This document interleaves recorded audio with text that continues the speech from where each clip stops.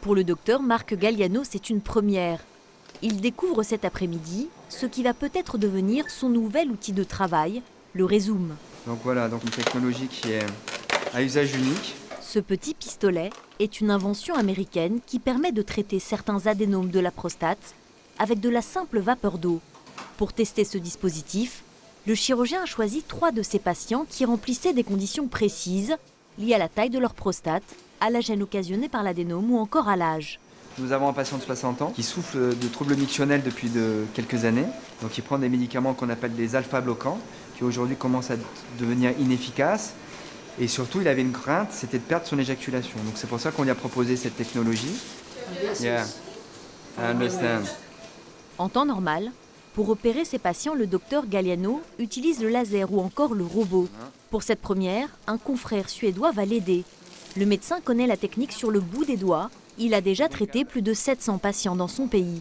Là, on a donc le système qui va pouvoir entrer dans la prostate et qui est troué.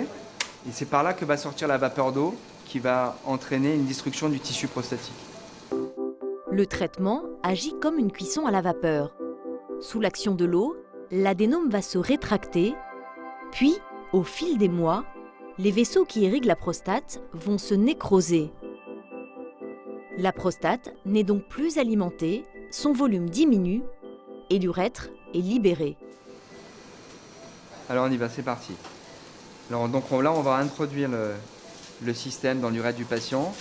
Donc on s'assure de la bonne progression à travers l'urètre du patient. Et là, on arrive sur la prostate. Donc on rentre jusqu'à la vessie. Voilà.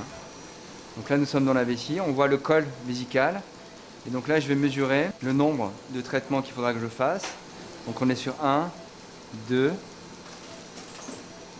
traitements. Je déclenche, je traite.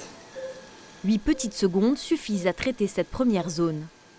Mais le geste n'en reste pas moins délicat, car le chirurgien doit faire attention à ne pas endommager les fonctions érectiles de son patient. C'est d'ailleurs tout l'intérêt de la vapeur d'eau. Sur les 700 patients opérés par son confrère suédois, 95% ont pu préserver une éjaculation normale. Voilà, le traitement est fini. Il n'y a pas de saignement. On ressort l'appareil.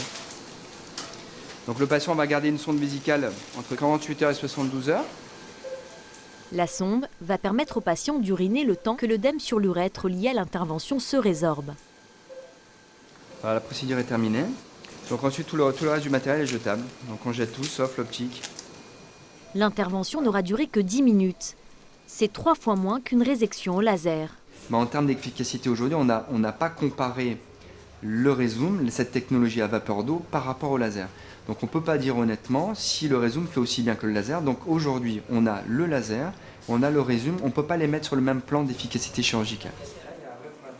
Si cette technique est largement utilisée aux États-Unis par exemple, elle est pour le moment en cours d'évaluation en France.